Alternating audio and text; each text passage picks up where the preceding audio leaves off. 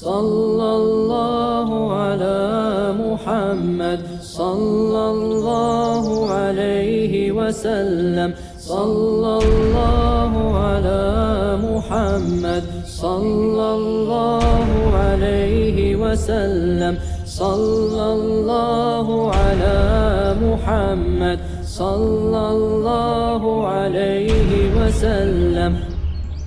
بسم اللہ الرحمن الرحیم۔ قصیدہ بردہ شریف کی 8ویں فصل ہے، غزوات النبی صلی اللہ علیہ وسلم، شعر نمبر 122 میں خوش آمدید۔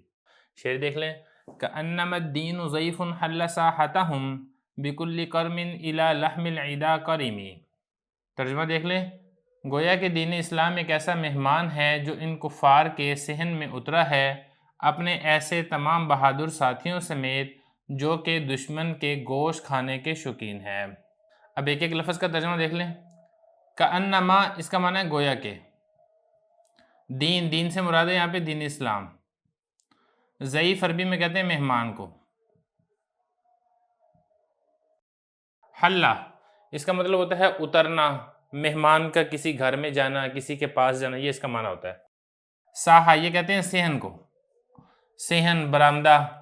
ہم، ان کے، اس سے مراد ہے کہ کفار، گویا کہ کفار ان کا گھر ہے اور اس گھر کے اندر دین اسلام بطور مہمان کے نازل ہو چکا ہے، بطور مہمان کے اس گھر میں آ چکا ہے۔ با، اس کا مطلب ہوتا ہے ساتھ، کل، تمام، کرم، قوم کا سردار، یا آپ اس کا معنی یہ بھی کر سکتے ہیں بہادر ساتھی۔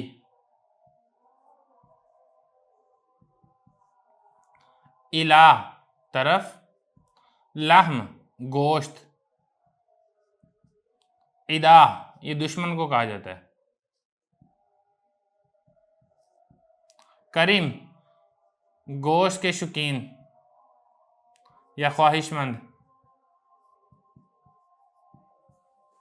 حضرت ناظم رحمہ اللہ تعالیٰ نے جیسا کہ گزشتہ اشعار کے اندر کفار کے قتل ہونے کا تذکرہ کیا تھا، ان اشعار کے اندر قتل ہونے کی اور خون ریزی کی کثرت کی طرف ذکر فرما رہے ہیں کہ گویا کہ دین اسلام بمنزلہ اس مہمان کے ہے جو اپنے ساتھیوں اور اپنے بہادر دوستوں اور سرداروں کے ساتھ کفار کے صحن کے اندر آ چکا ہے، کفار کے صحن کے اندر اتر چکا ہے۔ تو یہ دین اسلام جو ہے یہ کفار اور دشمنوں کے خون کا پیاسا ہے، اور قاعدہ رسول یہ ہوتا ہے کہ مہمان کے سامنے وہی چیز پیش کی جاتی ہے جو مہمان کو مرغوب ہوتی ہے، مہمان کو پسند ہوتی ہے، اور جب ان کو کفار کے خون کی طلب ہے، کفار کو قتل کرنے کی اور ان کو ذلیل و رسوا کرنے کی طلب ہے، تو لہذا ان کے سامنے یہی والی چیز پیش کی گئی، اور کفار اور مشرکین دین اسلام کے مددگاروں، دین اسلام کے حمایتیوں، مسلمانوں اور نبی کریم صلی اللہ علیہ وسلم کے ہاتھوں عبرتناک طریقے سے، بدترین طریقے سے قتل ہوئے ہیں، مارے گئے ہیں۔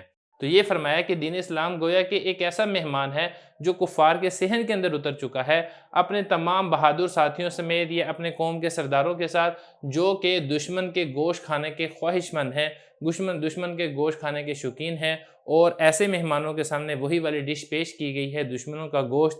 مطلب یہ ہے کہ دشمن ان مہمانوں کے سامنے بہت برے طریقے سے قتل ہوئے ہیں اور دین اسلامیہ غالب آیا ہے۔ شعر نمبر 123۔ یجر بحر خمیس فوق صابحۃ ترمی بموج من الابطال ملتطم من کل منتدب للہ محتسب یستو بمستاصل للکفر مستلم۔ دین اسلام ایک لشکر کا سمندر کھینچ کر لا رہا ہے جو کہ تیز رفتار گھوڑوں پر سوار ہیں، جو بہادروں کی ایسی تلاطم خیز موجیں لے کر آ رہا ہے جو باہم ٹکرا کر لہریں پھینک رہی ہیں۔ اس لشکر کا ہر مجاہد رضائے الہی کا طلبگار ہو کر لبیک کہنے والا ہے، جو کفر کو جڑ سے اکھاڑ دینے والا زوردار حملہ کرتا ہے۔ اب لفظی ترجمہ دیکھ لیں۔ یجرو، جر یجرو، اس کا مطلب ہوتا ہے کھینچنا، کھینچ کر لے کر آنا۔ تو گویا کہ دین اسلام کھینچ کر لا رہا ہے۔ کیا کھینچ کر لا رہا ہے اس کا تذکرہ آگے ہے۔ بحر، سمندر کو کھینچ کر لا رہا ہے، عربی میں سمندر کو بحر کہتے ہیں۔ خمیس، پانچ کا سمندر، یہ جو خمیس ہے یہ کہتے ہیں پانچ کو۔ اب پانچ سے یہاں پر کیا مراد ہے؟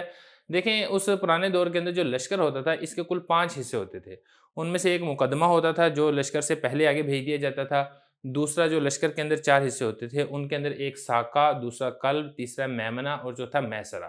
تو کوئی بھی لشکر ہوتا تھا، جنگی لشکر، ان 5 قسم کے دستوں کے اوپر مشتمل ہوتا تھا، اسی وجہ سے اس کو خمیس کہہ دیا گیا۔ تو گویا کہ دین اسلام مجاہدین کے ایک ایسے لشکر کو کھینچ کر لا رہا ہے جو کہ سمندر کی طرح ہیں، سمندر کی مانند ہے۔ فوق یہ کہتے ہیں اوپر، مطلب ہے سوار، سابحہ تیز رفتار گھوڑے،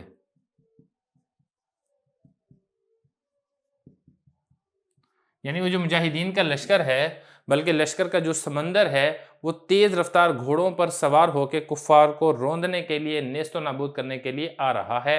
دین اسلام اس کو کھینچ کر لا رہا ہے۔ ترمی، اس کا مطلب ہوتا ہے پھینکنا، مارنا، یہ اس کا مطلب ہوتا ہے۔ مار رہا ہے، پھینک رہا ہے۔ موج، یہ موج کو کہا جاتا ہے۔ من، سے۔ ابطال، یہ بدل کی جمع ہے، بہادر کو، شجاع کو، یہ اس کو کہا جاتا ہے۔ ملتطمی، باہم ٹکرانے والی،